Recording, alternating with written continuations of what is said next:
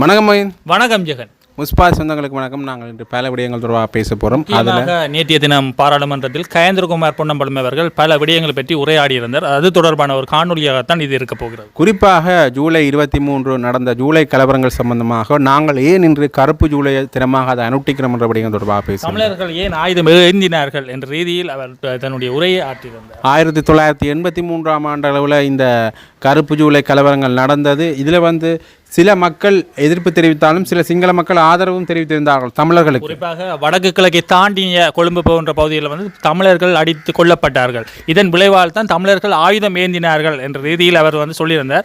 அதே நேரத்தில் இன்னொரு முக்கியமான விடயம், இப்போ சில இனவாதிகள் தமிழர்களை கொன்றாலும் சில சிங்கள நண்பர்கள் தமிழர்களை காப்பாற்றி இருந்தார்கள். அப்போ ஒரு சில நண்பர்களும் இருந்தார்கள் என்ற ரீதியில் தான் அவருடைய உரை இருந்தது. இது இவ்வாறு இருக்க இந்த சகோதரத்துவ நாளாக இதை கொண்டாடணும் என்று இங்கே வந்தவர்கள் ஒரு ஆடல் பாடல் நிகழ்ச்சிகளை ஒரு கூத்தும் கும்மாளமாக நடத்தியிருந்தார்கள். உண்மையிலேயே வரவேற்கக்கூடிய ஒரு விடயம் தான் சிங்கள பகுதியில் இருந்து இங்கே வாரது, அமைதியை நோக்கிய அமைதி வழியிலான வாரானது. ஆனால் வரும்பொழுது அவர்களை அறியாமலே பாடல்களை செய்துட்டேன். ஆனால் எதற்காக அவர்கள் வந்தார்கள் என்ற ஒரு விடயம் அவர்கள் நினைவில் கொள்ள வேண்டும் என்றால் 3000 தமிழர்கள் கொல்லப்பட்ட நினைவு நாளை முன்னிட்டு தான் அவர் வந்தார்கள். அப்போ உணர்ச்சியான ரீதியில் நீங்கள் இல்லாட்டிக்கும் சமூக ஊடகங்களில் உங்களுடைய வீடியோக்களை பகிரும்போதாவது உணர்வோடு பகிர்ந்திருக்கலாம் என்பது எங்களுடைய. அவர்கள் வேறு நாட்களில் இப்படி இருந்திருந்தாங்கன்னா கருப்பு ஜூலை என்கின்ற ஒரு நாளில் உணர்வுமிகு நாளில் இப்படி இருந்தது உண்மையிலேயே ஒரு கவலைக்குரிய விடயமாக இருக்கின்றது. இது தமிழர்களை பார்க்கின்ற பொழுது ஒரு தமிழர்கள் மத்தியில் ஒரு துயரம் தான் வறுமையொழிய அவர்களுக்கான ஒரு அவர்கள் கேட்ட சகோதரத்துவம் பெறாது. அதே நேரத்தில் நாங்கள் இன்னொரு பக்கத்திலையும் பார்க்கணும். அப்போ இதை பெரும்பாலும் இந்த நண்பர்களுடைய வருகையை எவ்வாறு சிங்கள மக்கள் பார்க்க போகிறார்கள். அப்போ இது துர்க்க தினமாகவோ இல்லை தமிழர்களுடைய உணர்வு ரீதியான தினமாக அவர்கள் பார்ப்பார்களா, இல்லை இது ஒரு மகிழ்ச்சியான பாடலுக்குரிய நகைப்புக்குரிய விடயமாக சிங்கள மக்கள் இதை பார்ப்பார்களா என்றதான் இங்கே இருக்க கேள்வி. இன்னொரு முக்கியமான விஷயத்தை நாங்கள் பார்க்கணும். கருப்பு ஜூலை தினத்தில் நாங்கள் அந்த ஜூலை கலவரம் நடக்கின்ற பொழுது அதில் இறங்கிறார்கள் என்ற ஒரு குற்றச்சாட்டு காணப்படுகிறது. அதை மறைப்பதற்காகத்தான் இந்த சகோதரத்துவ தினத்தை ஒன்றை முன்னிட்டு இப்படி ஜேபி செய்கிறார்கள், ஆளுந்தரப்பால் செய்யப்படுகிற அந்த ஒரு குற்றச்சாட்டு தமிழ் அரசியல் தரப்பில் இருந்து முன் வந்திருக்கிறது.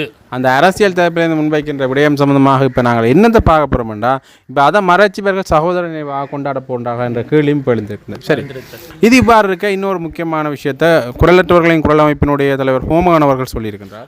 2009 முதல் கைது செய்யப்பட்ட அரசியல் கைதிகள் அனைவரும் அடித்துக் கொள்ளப்பட்டார்கள், துன்புறுத்தப்பட்டார்கள் என்ற ரீதியில் அவர் தன்னுடைய கருத்துக்களை பதிவு செஞ்சிருக்கிறார். அவர்கள் சிறையில் வைத்து அடித்துக் கொள்ளப்பட்டிருக்கலாம் என்ற விடயத்தை யார் சொல்லியிருக்காங்க? ஹோமகன் அவர் தனியார் ஊடகமன்றத்தில் கொடுத்த நேர்காணலில் அவர் சொல்லியிருக்கார். அது மட்டும் இல்லாமல் இன்னொரு முக்கியமான விஷயம் சொல்லியிருக்கார். ஒவ்வொரு நாட்டிலையும் அரசியல் கைதிகள் போருக்கு பிறகு அரசியல் கைதிகள் கைது செய்யப்படுவதும் விடுதலை செய்யப்படுவதும் ஒரு நடைமுறையில் இருக்கிற விடயம். ஆனால் இலங்கையில் தலகுகளாக காணப்படுகிறது. அரசியல் கைதிகள் கைது செய்யப்பட்டு காணாமலாக்கப்படுகிறார்கள் என்ற ரீதியில் தன்னுடைய கருத்தை அவர் பதிவு செஞ்சிருக்கிறார். இது ஒரு முக்கியமான விஷயம் தான். அரசியல் கைதிகளுடைய விடுதலை தான் இந்த காணாமல் ஆக்கப்பட்ட சம்பவங்களில் பல அரசியல் கைதிகளாக ஆக்கப்பட்டவர்கள் தான் காணாமலாக்கப்பட்ட விடயங்களையும் இருக்கு. இதில் 2 விடயம் உண்டு. அரசியல் கைதிகள் சொல்வது குற்ற பின்னணியில் இவர்கள் சந்தேகிக்கப்பட்டவர்களை கைது செய்வது. காணாமல் ஆக்கப்பட்ட பொதுமக்களும் அதில் இருக்கிறார்கள். சாதாரண பொதுமக்கள், சரண அடைந்தவர்கள், மற்ற சிறு குழந்தைகள், பெண்கள் என்று அனைவருமே அதில் இருக்கிறார்கள். காணாமலாக்கப்பட்டவர்கள் அரசியல் கைதிகள் இவர்கள் ஒரே பிரதிநிதித்துவப்படுத்தி அவர்களை இன்னும் விடையில சில அரசியல் கைதிகளுக்கு என்ன நடந்தது என்று தெரியாத ஒரு கேள்வி இருக்கின்ற இந்த சூழ்நிலையில் சரணடைந்தவர்களுக்கு என்ன நடந்தது என்ற கேள்வி தான் இப்போ காணாமலாக்கப்படக்கூடிய பிரச்சனை. ஆமாம், இதில் முக்கியமாக இன அழிப்பு, போர்க்குற்றம், அந்த 2 விடயத்தையும் நாங்கள் இங்கே கவனிக்கக்கூடிய ஒரு விடயமாக இருக்கிறது. அடுத்ததாக இன்னொரு முக்கியமான விஷயத்தை நாங்கள் இதில் பார்க்கணும் என்று பார்த்தீங்கன்னா, இந்த என்னுடைய அன்ரோ மார்சநாயக் அவர்கள் இன்றைய பாராளுமன்றத்தோடு சிறப்புரை ஒன்றாற்றியிருக்கிறார். வளமையாகவே அந்த சிறப்பான நாட்கள் அல்லது விசேடமாக உரையாற்ற விரும்பினால் ஜனாதிபதி அவர்கள் பாராளுமன்றத்துக்கு செல்வது வளமையான ஒரு விடயம். கிட்டத்தட்ட எல்லா மாணவர்களும் 13ஆம் ஆண்டு வரைக்கும் கல்வியை பகிரணும். அதைத்தான் அவர் சொல்லியிருக்கிறார். அதோட சில பாடசாலையில் 4 டீச்சர் 4 மாணவர்கள் என்ற ரீதியிலாம் சில பாடசாலையை காணப்படுகிறது. இது ஒரு வினைத்திறன் அற்ற செயல் என்று அவர் சொல்லியிருக்கிறார். சில பாடசாலைகள் மாணவர்களே இல்லை, ஆனால் பாடசாலை இயங்குது. அப்போ இது கிட்டத்தட்ட யாழ்ப்பாணத்தில் கூட இவ்வாறான இந்த கிராமப்புற பாடசாலைகள் காணப்படுகிறது. சில இடங்களில் கொஞ்சம் டீச்சர்ஸ் மாதிரி இருப்பாங்க, கொஞ்சம் மாணவர்கள் இருப்பார்கள், அல்லது மாணவர்களுக்கு ஏற்ற மாதிரி டீச்சர்ஸ் இருக்க மாட்டேன், டீச்சர்ஸ் எண்ணிக்கை கேட்ட மாணவர்கள் இருக்க மாட்டார்கள். அப்போ அது வினைத்திறனற்ற கல்வி நிலையை உருவாக்கக்கூடிய ஒரு செயற்பாடாக தான் இருக்கலாம். அப்போ இந்த விடயத்தில் பேசுகிற பொழுது அவர் என்ன சொல்கிறேன்னா 13ஆம் ஆண்டு வரைக்கும் கட்டாயமானவர் கல்வி பயிர்ந்தால் நிலைமை வராது. ஏனென்றால் எல்லா ஏரியாவிலையும் 13 வயது 13ஆம் ஆண்டு படிக்க அந்த வயதுகளில் உள்ள உட்பட்ட மாணவர்கள் இருப்பினும் அப்போ அவர்களை இடைவிலகாமல் பாதுகாத்து கொண்டு தான் இப்போ உரிய செயற்பாடு வந்து அந்த தொழில் ரீதியான வழிகாட்டலும் மாணவர்களுக்கு தேவைப்படுகிறது. அப்போ 13ஆம் ஆண்டு வரைக்கும் அவர்கள் 18 வயது அன்மித்திருப்பார்கள்.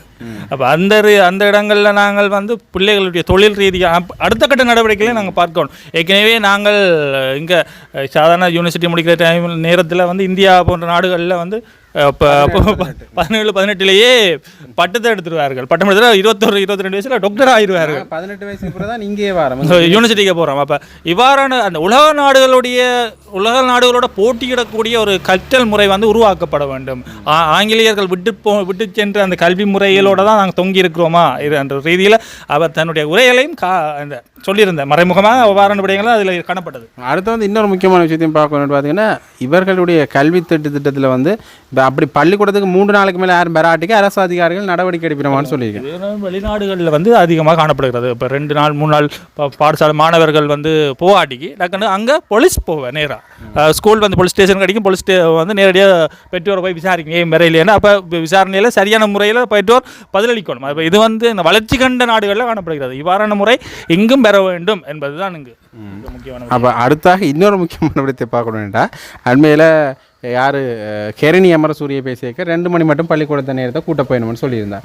4 மணி மட்டும் கூட்டத்துக்கு எதிர்பார்த்தவே, ஆனால் சில மாணவர்களுக்கு இருக்கின்ற சிக்கல் காரணமாக 2 மணி மட்டும் கூட்ட போகிறேன்னு சொன்னேன். அது சாத்தியமாகுமா? அது ஒரு பெரிய பிரச்சனையை உட்படுத்தும்ன்றது ஒரு விடயம் இருக்காது கூட. இந்தியா போன்ற நாடுகளோட ஒப்படைக்கும் எங்களுடைய இளைஞருடைய கல்வித்தரம் உயர்வாக தான் இருக்குது. அப்போ இதே நாங்கள் மேலூட்டோனே தவிர கீழ் ஊட்டக்கூடாது என்பது எங்களுடைய கருத்து. அது மட்டும் இல்லாமல் இந்த இவர்கள் ஆட்சிக்கு வருவதற்கு முன்னரே ஒரு முக்கியமான தேர்தல் விஞ்ஞாபனத்தில் கல்வி சம்பந்தமான இடத்துல ஒன்றை கொண்டு வந்திருந்தவன் என்னது ஸ்காலர்ஷிப் நிப்பாட்டப்புறம் உண்டு. அந்த உண்மையிலேயே ஸ்காலர்ஷிப் நிப்பாட்டுறது வந்து நான் முழுமையாக வரவேற்கக்கூடிய விடயம். நீங்கள் என்ன சொல்றீங்க? நானும் வரவேற்கின்ற விடயம் தான். தேவையற்ற சுமை, சுமையை தாண்டி பல பிள்ளைகள் வந்து சித்திரவதை செய்கிறார்கள் பெற்றோர்கள். இது ஒரு வகையில் சிறுவர் துஷ்பிரயோக நிலைவெல்லாம் ஸ்காலர்ஷிப் எக்ஸாம் ஒரு பிஸ்னஸாக பார்க்கக்கூடிய ஒரு சூழ்நிலை, ஒரு கௌரவமாக. கல்வி எப்போ பிஸ்னஸாக வடக்கில் ஆனதோ அன்றே வடக்கு மாகாணம் வந்து 9ஆம் நிலைக்கு போயிட்டு கல்வியில். அடுத்து அது இவ்வாறு இருக்க நான் சொல்ல வந்த விடயம் வந்து அதே இன்னும் இவர்கள் செய்ய இல்லை. இப்போ இதுலையா செய்ய போறீங்க என்ற ஒரு கேள்வி. தொடர்ந்து இந்த வாக்குறுதிகளை வழங்குறதுல இந்த அரசாங்கம் கொஞ்சம் மீட்பர் வழங்கின நேரத்தில் அவர்கள் எதிர்கட்சியாகவும் செயற்படுகிறார்கள். அப்போ எதிர்கட்சி ஒழுங்காக செயற்படாதால வந்து இவர்களே எதிர்கட்சியாக இருக்கிறார்கள். ராஜேந்திரன் அவர்களுடைய படம் முன்னால் வந்தால் அவரே மியூசிக் டைரக்டர், அவரே பாட்டு பாடுவார், அவரே எல்லாம் செய்வார். அப்போ இவர்களே எல்லாமே செய்கிறார். வாக்குறுதியை வழங்குவார்கள், வாக்குறுதிக்கான கேள்விகளை இவர்களே கேட்பார்கள். இந்த விடயத்தில் நாங்கள் இன்னொரு முக்கியமான விடயத்தை பற்றி பார்க்க போகின்றோம். என்ன விடயம் சொல்லி நிசாம் காரியப் அவர்கள் ஒரு முக்கியமான விஷயம் சொல்லியிருக்கார். இந்த உயிர்த்த நேர தாக்குதல் சம்பந்தமாக ஏலவே இந்த அரசாங்கம் தெரிஞ்சிருக்கும் சில நடைமுறைகளை முன்வைட்டில கிட்ட அந்த பி அறிக்கைன்னு சொல்வார்கள். அந்த அறிக்கை வச்சோன்னு தான் அவர் பேசியிருக்கிறார். இந்த பவுனத்தீவு சம்பவம் தொடர்பாக பார்க்கின்ற பொழுது 2018ஆம் ஆண்டு பவுனத்தீவில் 2 போலீசார்கள் கொலை செய்யப்படுகின்றார்கள். அதற்கு இப்போ பிள்ளையான் தொடர்பான நடவடிக்கை எடுக்கப்படுது. ஆனால் 2015ஆம் ஆண்டு இது தொடர்பான விடயம் அவர்களுக்கு தெரிஞ்சு மீது நடவடிக்கை எடுத்திருந்தால் இந்த உயிர்த்த தாக்குதல் நடைபெற்றிருக்காது என்ற அவர் என்ன சொல்றாரு. இந்த வகையில் அப்பயே விசாரணையை அப்படியே மீட்டி கொண்டு போயிருந்தா இப்போ உயிர்த்த தாக்குதல் நடைபெற்றிருக்காது. இதுதான் பலர்கள் மேலே முன்வைக்கப்படுற கருத்தாக இருக்கின்றது. அப்போ வந்து பிள்ளையானை பாதுகாப்பதற்காக அவரை சுற்றி ஒரு பாதுகாப்பு வளையம் ஒன்று இருந்தது. அதே நேரத்தில் அந்த காலத்தில் இந்த முக்கியமான பிரமுகர்கள் தான் இந்த தாக்குதலுக்கு காரணம். அப்போ அவர்கள் அதை நிப்பாட்டுவார்களா, தங்களுக்கு எதிரான தாங்களே நடவடிக்கை எடுப்பார்களா என்ற ஒரு கேள்வி எழுகிறது. அதே மாதிரி அண்மையில் கூட இவர் யார் உதயகம்மன் பிள்ளை சொல்லியிருந்தார், இந்த நிலந்த ஜெயவர்த்தனவை கை செய்தது கூட இந்த இராணுவத்தினரை குற்றவாளி அந்த இன அழிப்பு சார்ந்த விடயங்களை இராணுவத்தினை குற்றவாளி கூண்டில் நிப்பாட்டுவதற்காகத்தான் இந்த அரசாங்கம் செயற்படுகிறது என்று அவர் சொல்லியிருக்கிறார். என்ன விடுதலை புலிகள் அமைப்பினுடைய ஆசையும் அதுதான். விடுதலை புலிகள் ஆசையை நிறைவேற்றுவதற்காகத்தான் இந்த அரசாங்கம் இப்படி செயற்படுகிறது என்ற ஒரு குற்றச்சாட்டை அவர் முன்வைக்கிறார். இவர்கள் இப்படியானவர்கள் என்னென்னா இனவாத சம்பந்தமான விடயங்களை மக்கள் மேலே திணிக்கிற ஒரு செயற்பாடுலாம் ஈடுபட்டு. அது மட்டும் இல்லாமல் இந்த பிள்ளையான் தொடர்பாக பேசுகின்ற பொழுதும் இந்த விடுதலை புலிகளை காட்டி கொடுத்த ஒருவர் கிடைக்கின்ற பரிசு தான் இந்த கைதாண்டு அவர் சொல்லியிருக்கிறார். சாதாரணமாக பிள்ளையானுக்கு நீங்கள் ஆதரவாக செயற்பட போறீங்களா? ஆதரவாக செயற்படுங்க. இதில் தான் நேற்றைய தினம் கூட பாராளுமன்ற அமர்வில் வந்து அந்த குழு தலைவரை வந்து ஒரு ஐக்கிய தேசிய கட்சி எம்பி ஒரு ஆள் வாயை மூடுங்க என்று சொல்லியிருந்தார் தானே. அப்போ அதில் வந்து ஒரு முக்கியமாக அவர் என்னத்தை கதைத்து கொண்டிருந்தார்கள்னா தலதா மாளிகையில் அந்த குண்டுவெடிப்பு சார்ந்த விடயங்கள், மற்றது தலதா மாளிகை பாதுகாப்பு சார்ந்த விடயங்களில் வந்து ஒரு ஒரு வீதி வந்து பூட்டப்பட்டிருக்கிறது. இப்போ தான் ஒரு பிரச்சனையும் இல்லை. அப்போ வடக்கில் எல்லா வீதிகளையும் திறக்கிறீங்க, அப்போ நீங்கள் தேசிய பாதுகாப்பு இருக்குன்னா அந்த வீதியும் திறவுங்க என்ற ரீதியில் அவர் தன்னுடைய கருத்துக்களை பதிவு செஞ்சுருக்கிறார். அதுவும் இது ஒன்றான விடயமான்னு கேட்டால் அதுவும் ஒரு கேள்வி. ஏன்னா இங்கே தனியார் காணிகளுக்கு செல்ல முடியாத அளவுக்கு வீதிகள் பூட்டப்பட்டிருக்காங்க. அது வந்து ரெடியாக என்னது அவருடைய பாதுகாப்புக்காக பூட்டப்பட்டிருக்கிறது, இது மக்களை அடக்குவதற்காக பூட்டப்பட்டிருக்கு.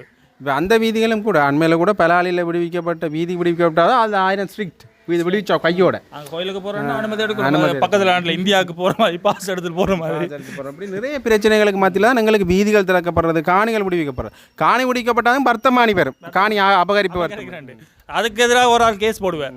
அப்படி நிறைய பிரச்சனைகள் இப்போ இங்கே நடக்கிறது. அப்போ அந்த விடயத்திலேருந்து நாங்கள் மீள இப்போ வந்தோன்று கேட்க இதையும் இன்னும் இனவாத கருத்தாக தூக்கி பிடிக்கிறான் ஒரு பெரிய பிரச்சனையாக இருக்குது. என்னத்தை செஞ்சாலும் இனவாத கருத்துன்னு தூக்கி பிடிச்சா நாங்கள் என்ன பண்ணுறேன், அது ஒரு பெரிய பிரச்சனை. அது வந்து அந்த எடிட்டிங்கில் பார்க்கணும். சில சேனல்களில் அந்த எடிட் வாயை மூடு நானே மூடணும் அந்த எடிட்டிங்கெல்லாம் பார்க்க நகைச்சுவையாக இருந்தது. ஆனால் உண்மையில் இது நடந்த விஷயம் இதுதான். இது சம்மந்தமாக பேசுகின்ற பொழுது தான் அந்த சம்பவமும் நிகழ்ந்து இருந்தது. இப்படியாக நிறைய விஷயங்கள் எங்கள் அரசியல் பரப்பில் தொடர்ந்து நடந்த வேண்டுமே இருக்கின்றன. இதனை நீங்கள் தொடர்ந்து தெரிந்து கொள்வதற்கு என்ன செய்ய வேண்டும்? புஷ்பா சேனல் சப்ஸ்கிரைப் பண்ணுங்க. நன்றி, வணக்கம்.